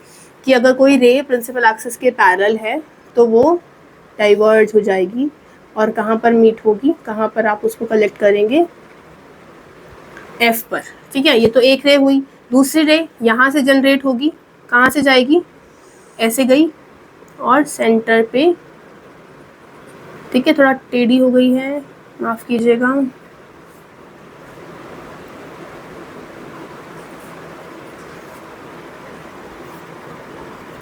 देखो, कोई भी रे जो प्रिंसिपल एक्सिस के पैरेलल है, वो पैरेलल कैसी पैरेलल होगी? तो कहाँ से पास थ्रू होगी? डाइवर्ज हो गई, मैंने F पे मीट करा दी। और दूसरी रे यहाँ से जनरेट हुई, वो C से जाएगी, तो C से जाएगी, ऐसे गई और ऐसे वापस आ गई। ठीक है, तो दोनों का जो मीटिंग पॉइंट है, वो मीटिंग पॉइंट दोनों का कैसा बना है? मीटिंग पॉइंट बना है दोनों का यहाँ पर, ये दिस वन। ठीक है जी, तो आपके पास छोटी इमेज बनी है किसके बीच में? P और F के बीच में। दोनों ही रेस मीट कहाँ पे करी हैं? P और F के बीच में। तो आपके पास ये A और B कंसिडर कर लो, तो इमेजेस बनेंगी A डैश और B डैश। तो आपके पास देख रहे हो हेड ऑब्जेक्ट में भी अप था, इमेज में भी हेड अप है। तो कैसी इमेज बन रही है? ऑब्जेक्ट को कहाँ पे प्लेस किया? Anywhere except infinity. और इमेज कहाँ बनी आपके पास? Between P and F। Size कैसा था? डिमिनिश था, जबकि पहले वाले केस में हाईली डिमिनिश्ड इमेज बनी थी। और नेचर यहाँ पर भी इसका कैसा है? Virtual and erect. Virtual and erect. Hopefully आपको समझ में आ गए होंगे। अब आपके पास एक क्वेश्चन देती हूँ, बताइए।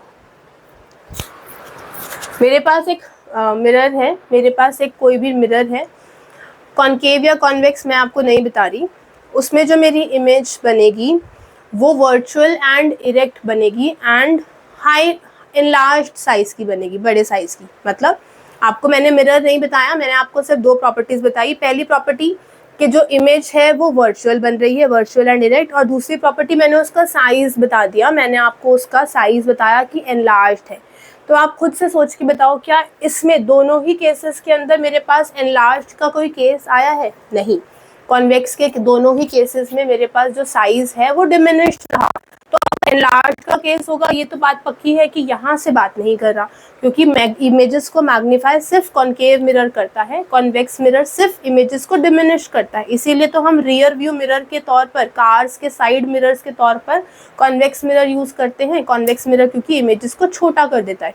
ठीक है, तो आपके पास यहाँ पे जो मैंने आपको क्वेश्चन दिया था कि कौन सा ऐसा मिरर है जो जिसमें जो इमेज है वो वर्चुअल रहेगी और हाई साइज की रहेगी, एनलार्ज रहेगी, तो उसका आंसर रहेगा कॉनकेव मिरर। कॉनकेव मिरर में ही सिर्फ ऐसा होता है कि वर्चुअल के साथ एनलार्ज इमेज बनती है। और अगर मैं आपसे ऐसा पूछ लेती कि कौन सा ऐसा मिरर है जिसमें वर्चुअल के साथ डिमिनिश्ड इमेज बने, तो वर्चुअल के साथ डिमिनिश्ड इमेज इन दोनों केसेस में बनती है, कॉन्वेक्स के केसेस में बनती है, डाइवर्जिंग मिरर के केसेस में बनती है। तो दोनों ही केसेस के अंदर डिमिनिश्ड इमेज बनेगी और कैसी बनेगी? Virtual and erect. होपफुली आपको चीज़ें समझ में आ रही हैं। मैंने कॉन्सेप्ट को काफ़ी कोशिश किया क्लियर करने के लिए। तो अब आपके पास बस साइन कन्वेंशन का पार्ट है, इसको करके हम वीडियो को करते हैं ओवर। आपको नेक्स्ट क्लास में इसके न्यूमेरिकल्स की हम डिस्कशन करेंगे। ठीक है जी। अब मेरे पास इसके साइन कन्वेंशंस हैं। साइन कन्वेंशंस क्या कहते हैं देख लेते हैं। साइन कन्वेंशंस में हम किसी भी मिरर को एक स्ट्रेट ऐसे लाइन से ड्रॉ करते हैं। मैंने कार्टेशियन प्लेन ड्रॉ किया। ये कार्टेशियन प्लेन कैसा होता है? ये कार्टेशियन प्लेन में मैंने 4 इसके डिविजन्स कर दिए। इसको हम प्रिंसिपल एक्सिस कह रहे हैं। ये मेरे पास किसी भी मिरर की एक लाइन हो गई। मिरर को हम टिल्टेड फॉर्म करते हैं ना, एक केव स्ट्रक्चर का, या तो ऐसा या ऐसे शेप का। मैंने क्या किया, दोनों के लिए ये एक स्ट्रेट लाइन फॉलो कर ली, एक स्ट्रेट लाइन इसको हमने मान लिया, ठीक है। मैंने कॉन्केव मिरर और कॉन्वेक्स मिरर के लिए एक स्ट्रेट लाइन यहाँ पर मान ली। अब आप समझिए, ये मिरर का राइट हैंड साइड है, ये मैं इसको RHS मार्क कर देती हूँ। यही मिरर का लेफ्ट हैंड साइड है, ये मिरर का LHS वाला पार्ट है। ये प्रिंसिपल एक्सिस का अबव वाला पार्ट है, अबव PA मतलब पर्सनल असिस्टेंट नहीं, PA मतलब प्रिंसिपल एक्सिस। और ये मेरे पास बिलो PA है ना। तो अब जो मेरे पास साइन कन्वेंशंस है, ये हम मिरर्स के लिए साइन कन्वेंशंस पढ़ रहे हैं, क्योंकि सारी रे डायग्राम सभी मिरर्स के पढ़े हैं, तो मिरर का साइन कन्वेंशंस बता रही हूँ। तो this is your principal axis का अबव वाला part, and this is your principal axis का बिलो वाला part. This is your right hand side and this is your left hand side. तो आप देखो कैसे समझना है। आपके पास यहाँ पर 3 चीजें हम यूज करेंगे। एक यूज करेंगे V, जिसको हम बोलेंगे इमेज पोजीशन या इमेज डिस्टेंस।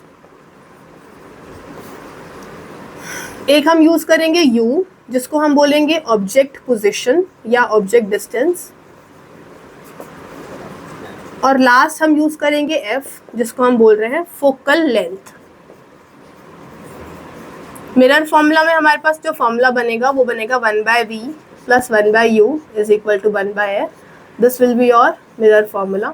तो अब आपको U, V और F के साइन कन्वेंशन समझने हैं।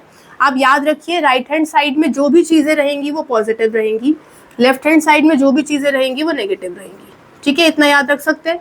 राइट हैंड साइड में जो भी चीज़ें रहेंगी वो पॉजिटिव रहेंगी, लेफ्ट हैंड साइड में जो भी चीज़ें रहेंगी वो नेगेटिव रहेंगी। प्रिंसिपल एक्सिस के अबव जो चीज़ें रहेंगी वो पॉजिटिव रहेंगी, प्रिंसिपल एक्सिस के बिलो जो चीज़ें रहेंगी वो नेगेटिव रहेंगी, ठीक है जी। इतनी बात समझ में आ गई।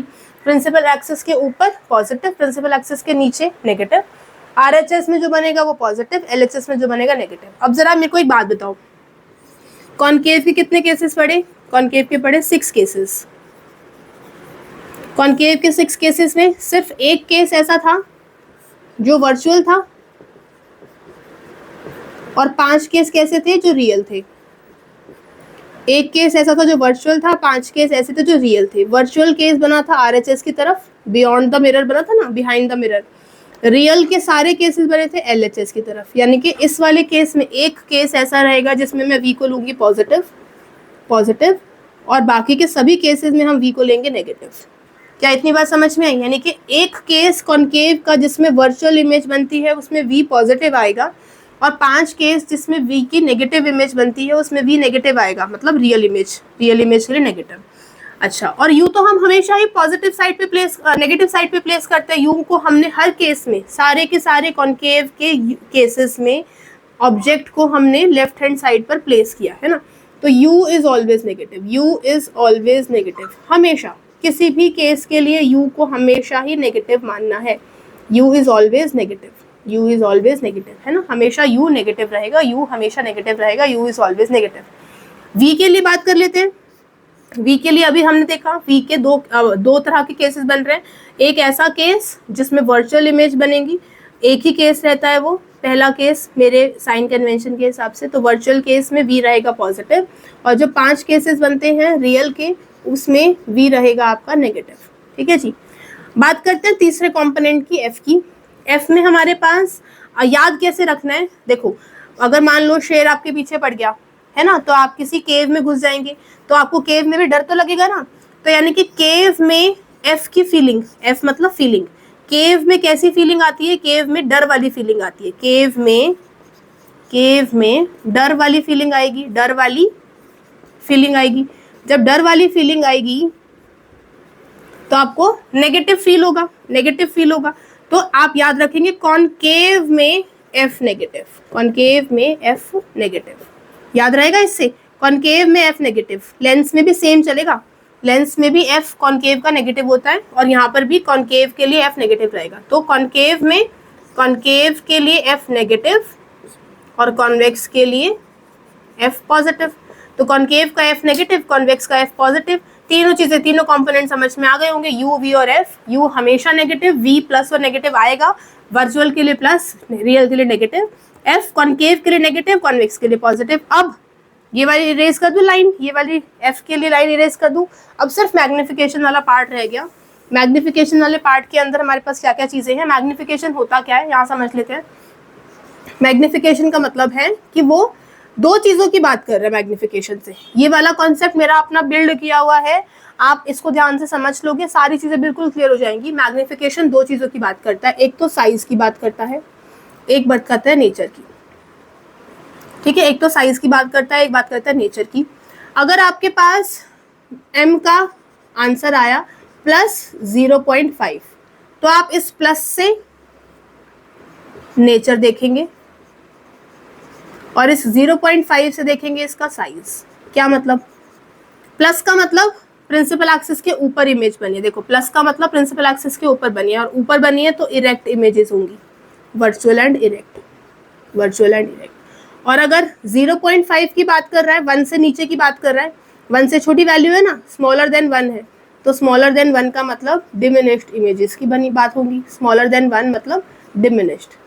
इसका मतलब आप इस m की एक वैल्यू से दो चीज़ें पता लगा पाए कि m की ये जो वैल्यू है वो वर्चुअल एंड इरेक्ट शो कर रही है, और डिमिनिश्ड इमेज यानी कि ये पूरा केस जो मैंने आपको m की वैल्यू से बताया वो कॉन्वेक्स का केस है। क्योंकि अभी हमने बात की सिर्फ कॉन्वेक्स के केस में मैग्निफिकेशन अगर कॉन्वेक्स के केस में अगर इमेजेस वर्चुअल बन रही है और डिमिनिश्ड है तो सिर्फ वो कॉन्वेक्स का केस हो सकता है। कॉन्केव में तो वर्चुअल के साथ एनलार्ज्ड इमेजेस बनती हैं, ये कॉन्वेक्स का केस हो गया अगर m पॉजिटिव है और 0.5 है या 0.61 से कोई भी छोटी वैल्यू है। तो मैग्निफिकेशन के बारे में एक बार बात कर लेते हैं, यहाँ से एक बार इरेज कर रहे हैं हम। चलिए आगे मैग्निफिकेशन की कुछ केसेस देख लेते हैं, मैग्निफिकेशन कैसे कैसे रह सकता है हमारे पास। मैग्निफिकेशन में मैंने आपको बताया कि 3 चीज़ें मिलेंगी। मैग्निफिकेशन की 2 चीज़ें पता चलेंगी, एक तो मुझे नेचर पता चलेगा, एक मुझे साइज पता चलेगा। साइज के लिए मेरे को 3 चीज़ों का ध्यान रखना है, या तो साइज मुझे मिलेगा इक्वल टू 1, या साइज मुझे मिलेगा ग्रेटर देन 1, या साइज मुझे मिलेगा स्मॉलर देन 1। साइज 3 ही मिल सकते हैं, या तो 1 से बड़ी वैल्यू, या 1 से छोटी वैल्यू, या इक्वल टू 1। और नेचर मुझे 2 ही मिल सकते हैं, real and inverted, virtual and erect, 2 ही नेचर मिल सकते हैं। तो अगर मेरे पास वर्चुअल एंड इरेक्ट मिल रहा, रियल एंड इन्वर्टेड मिल रहा है, रियल इन्वर्टेड का मतलब उल्टी इमेज बन रही है तो वो नेगेटिव रहेगा। वर्चुअल इरेक्ट बन रहा है यानी कि सीधी इमेज बन रही है तो वो पॉजिटिव रहेगा। तो नेगेटिव और पॉजिटिव से तो हम ये पता लगा सकते हैं m की पॉजिटिव और नेगेटिव से। साइज कैसे पता लगाएंगे? इक्वल टू 1 है, ग्रेटर देन 1 है, स्मॉलर देन 1 है, इनसे आपको साइज पता लगेगा। फॉर एग्जाम्पल मैं मैग्निफिकेशन लेती हूँ -1.6 का मेरे पास मैग्निफिकेशन आया। तो मैग्निफिकेशन -1.6 का मतलब है, माइनस का मतलब क्या आया कि इमेजेस कैसी हैं? Real and inverted. इमेज कैसी है? Real inverted. और 1.6 का मतलब है कि 1 से बड़ी है, ग्रेटर देन 1, यानी कि ये एनलार्ज्ड इमेज है, एनलार्ज्ड। यहाँ पर आपको सेम साइज मिलेगा, यहाँ पर मिलेगा एनलार्ज्ड, यहाँ मिलेगा डिमिनिश्ड। चलो एक एग्जांपल और ले लेते हैं m का एक एग्जांपल और लेते हैं। मैग्निफिकेशन अगर आपके पास हो +1, +1 का मतलब क्या है? मैग्निफिकेशन आपको क्या दे रहा है? प्लस का मतलब है वर्चुअल इमेज, ये वर्चुअल की बात कर रहा है, और 1 का मतलब है सेम साइज का, सेम साइज आपके पास कब होगा? जब इक्वल टू 1 होगा, तो ये सेम साइज है। तो ये वर्चुअल का केस हुआ, सेम साइज का ऐसा कोई केस हमारे पास एग्जिस्ट नहीं करता, ये मैंने जैसे एग्जाम्पल लिया था। इसी को अगर मैं ऐसा ले दूं कि मैग्निफिकेशन आपके पास आई -1, तो ये कौन सा केस होगा? माइनस का मतलब रियल इन्वर्टेड और 1 का मतलब सेम साइज, ये एट सी की बात कर रहा है, एट सी की बात कर रहे हैं, क्योंकि एट सी पे मेरे पास जो इमेज है वो उल्टी बनेगी और उसी पोजीशन पे बनेगी जहाँ पे मेरे पास मेरा ऑब्जेक्ट प्लेस्ड है। अगर मैग्निफिकेशन ऐसे दे रहा है -0.5, तो आपको ये पता है माइनस का मतलब क्या? माइनस का मतलब मेरे पास जो इमेज बन रही है वो रियल इन्वर्टेड बन रही है, रियल एंड इन्वर्टेड, और 0.5 का मतलब स्मॉलर देन 1 मतलब डिमिनिश्ड। तो आप m से ही काफ़ी कुछ चीज़ें पता लगा लेते हैं, m आपके पास ये सब चीज़ें बताता है। तो आपके पास 2 फॉर्मूलेज आपने पढ़े, कौन से फॉर्मूले? जल्दी से इसको नोट डाउन करो, मैं रेस करने लगी हूँ, जल्दी से इसको नोट डाउन कर लीजिए। चलिए अभी तक हमने जो फॉर्मूला पढ़े हैं, बस क्लास का ये एंड चल रहा है। आपको यहाँ से अगर आपने अच्छे से समझा होगा, नोट्स बनाए होंगे, तो आपको ये सारी चीज़ें क्लियर हो गई होंगी। ठीक है जी। तो आपके पास हमने अब तक पढ़ा मिरर फॉर्मूला, जिसमें हमने पढ़ा 1/v plus 1/u is equal to 1/f। ये मेरे पास एक फॉर्मूला था। इसके पहले हमने जो फॉर्मूला पढ़ा था r वाला, वो क्या था, r/2 is equal to f। ये हमारे पास एक फॉर्मूला। और मैग्निफिकेशन के लिए भी दो फॉर्मूले यूज होते हैं यहाँ पर। एक तो -v/u, यानी कि आपके पास अगर इमेज डिस्टेंस और ऑब्जेक्ट डिस्टेंस है तो आप उसको -v/u से रिप्रेजेंट करते हैं, -v/u से रिप्रेजेंट करते हैं। तो -v/u आपके पास मैग्निफिकेशन रहेगा। और दूसरा ही/हो, ही/हो हमारे पास क्या है, ही/हो है हाइट ऑफ इमेज, hi/ho है, जिसको हम हाइट ऑफ इमेज अपॉन में हाइट ऑफ ऑब्जेक्ट बोलते हैं। यानी कि आपके पास अगर कुछ मेंशन हो कि हाइट ऑफ ऑब्जेक्ट 3 सेंटीमीटर है, मैग्निफिकेशन आपके पास पता हो, तो आप हाइट ऑफ इमेज पता लगा सकते हो, हाइट ऑफ ऑब्जेक्ट आप पता लगा सकते हो। ठीक है जी। तो ये आपके पास आपके ओवरऑल फॉर्मूलेज हुए, जिसमें आप ये समझते हैं कि कैसे आपके पास ये न्यूमेरिकल सॉल्व हो सकते हैं। तो होपफुली आपको सेक्शन समझ में आया होगा। आप अच्छे से नोट्स बनाएं, अच्छे से इस पार्ट को समझें। नेक्स्ट क्लास में हम इसके न्यूमेरिकल्स डिस्कस करेंगे और आप अच्छे से इसकी प्रैक्टिस करना। अगर आपको कुछ डाउट हो, आपको ना समझ में आए, प्लीज़ मुझे कमेंट करके बताइए कि आपको किस पार्ट में इशू लग रहा है। हम और दूसरे एग्जाम्पल्स के साथ उस पार्ट को समझने की कोशिश करेंगे। होपफुली सेशन आपको पसंद आया होगा। आप इसके न्यूमेरिकल्स ट्राई करें। नेक्स्ट क्लास में हम इसके न्यूमेरिकल्स को डिस्कस करते हैं। Thank you for watching.